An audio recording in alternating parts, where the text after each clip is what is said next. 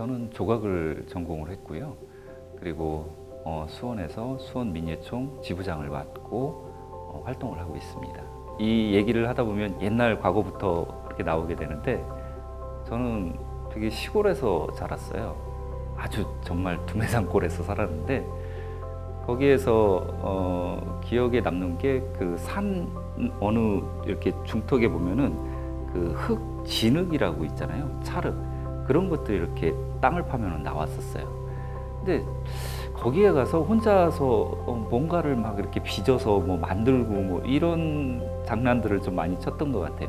그 당시만 하더라도 이제 그 사람들이 그 서울로 이제 다 올라가고 시골에는 그 애들이 많이 없었어요. 그래서 제 주변에 어떤 친구들이 많이 없었어요. 그러다 보니까 놀 수 있는 게 어떻게 보면 자연 속에서 뭐 개구리랑도 놀고 막 이런 것들 있잖아요. 뭐 산에 가서 혼자서 놀고 그러다 보니까 무언가를 자꾸 만들고 뭐 겨울 같은 때 뭐 나무로 무언가를 깎아서 만들고 이런 만드는 거에 대한 행위를 계속 해왔었던 것 같았어요. 저는 가장 제가 작업을 하면서 중요시하는 게 전 관계라는 거를 상당히 그 작업의 그 핵심으로 보고 제 작업을 하고 있어요. 그 관계라는 거는 자연과 자연과의 어떤 관계도 될 수 있겠지만 그 자연과 자연과의 관계를 토대로 해서 어떤 인간과 인간과의 관계 또 내지는 A와 B의 관계 어떤 사물과 사물과의 관계 이런 부분에 대해서 작업을 좀 많이 하는 편이에요.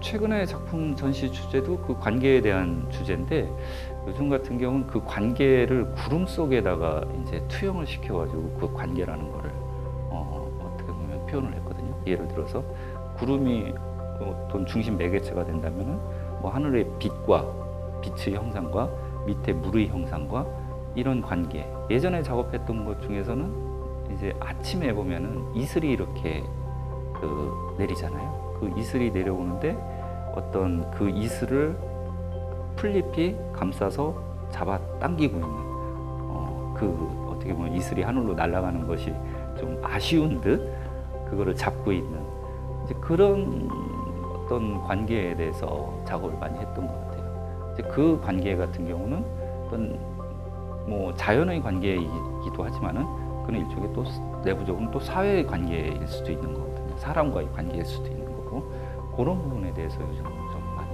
생각을 하는 것 같아요. 조각이라는 거는 말 그대로 입체예요.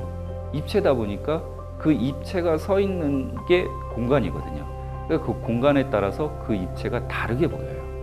예를 들어서 좁은 공간에 어떤 작품이 있을 때, 넓은 공간에 작품이 있었을 때, 그리고 주변 벽 색깔이 어땠었을 때, 형태가 어땠을 때에 따라서 작품이 다르게 보여요. 그렇기 때문에 항상 조각이라는 거는 평면적으로 보는 게 아니라 항상 그 속에 공간이라는 거를 염두에 두고 항상 작업을 하거든요.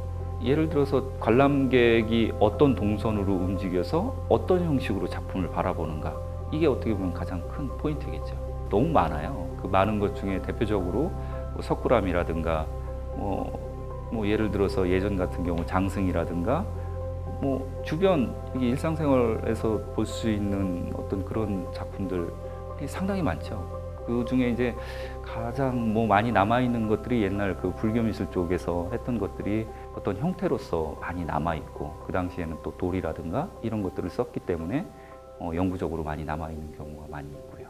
중요한 게 우리나라 지형상 보면은 화강암이 상당히 많아요. 그래서 뭐 이런 얘기도 있더라고요. 물도 상당히 깨끗하고 지하수라든가 이런 게 상당히 깨끗하다고 하더라고요. 그게 이제 화강암이 많기 때문인데 대부분 우리나라 조각들 같은 경우는 그 화강암으로 많이 이루어져 있어요. 광화문에 가면 뭐 해태상이라든가 여러 어떤 돌 조각상들이 많이 있죠. 뭐 왕릉에 보면은 어떤 그런 어떤 조각상이라든가 그런 것들이 대부분 화강암으로 돼 있고 유럽 같은 경우는 화강암이 아니라 이제 대리석 종류예요. 대리석 같은 경우는 상당히 돌 중에서 가장 물른 돌이에요. 그러다 보니까 조각하기가 상당히 쉽고 그러다 보니 어떤 되게 리얼한 작품들이 상당히 많고 또 나라 내지는 지형의 특성에 따라서 작품의 어떤 형태라든가 그런 것들이 확연하게 차이가 많이 나는 것 같아요. 저는 재료에 대한 어떤 한정은 없어요. 재료에 대한 한정보다도 어떤 제 주제 그러니까 제가 가지고 있는 생각이 제일 첫 번째인 거고 그거에 맞춰서 순간순간 재료는 저는 변해요.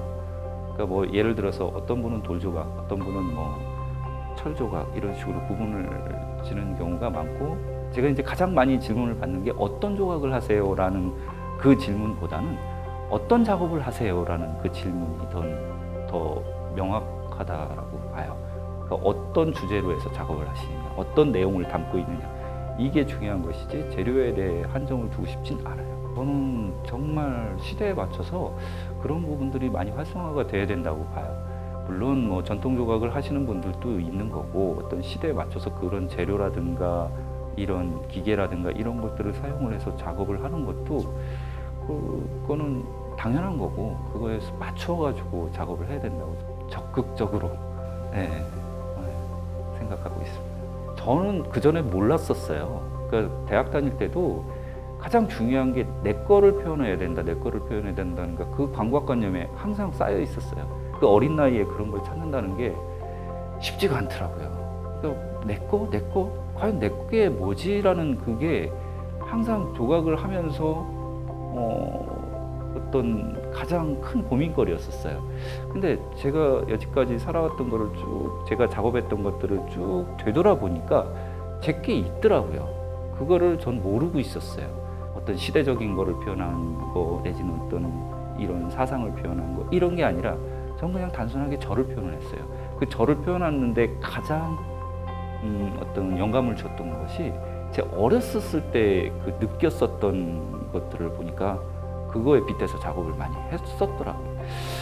그러니까 서두에도 말씀을 드렸듯이 그 혼자서 지내면서 이것도 하면서 저것도 하면서 솔직히 말해서 상상을 많이 하잖아요.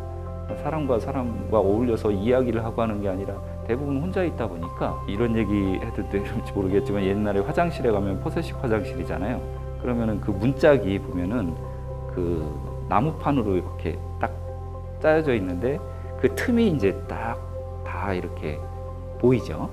근데 안에서 이렇게 화장실 안에서 빛이 이렇게 쭉 들어와요. 그러면은 와, 그 모습이 너무 좋은 거예요. 그런 거라든가 그냥 산속에 있다가 그전에는 이렇게 무덤 같은 데 보면 잔디가 깔려 있잖아요. 그런데 혼자서 누워 있으면은 그 따뜻한 햇살 맞아가면서 어떤 상상을 할 수 있잖아요. 그런 거 하나하나들이 제 속에 있더라고요. 전 그거를 몰랐었어요. 나중에 되돌아보니까 그런 게 내 속에 있었었구나 라는 걸 나중에 알게 됐어요. 사람이에요. 사람이 얼마나 많이 오는가. 아무리 이렇게 멋있는 내지는 잘 꾸며져 있는 전시장이라 하더라도 사람이 많이 안 오면은 그거는 어떻게 보면 그 전시장이 가치가 많이 없어진다라고 생각을 해요.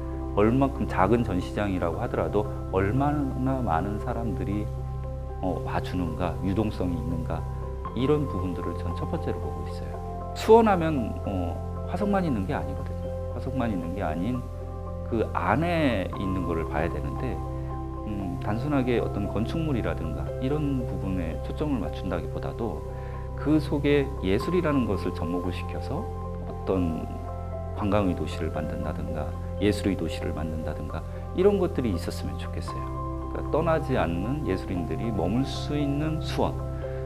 대표적으로는 그런 것들을 하기 위해선 예술가의 어떤 특성이라든가 내지는 그런 지원책이라든가 이런 부분들에 대해서 정말 면밀하게 분석을 하고 접근을 해야 된다고 생각을 해요. 겉으로 보여지는 것만 중요한 것이 아니라 앞으로 어떤 움직임을 보일 것인가라는 그런 분석적인 부분이 좀 있어야 된다고 생각합니다.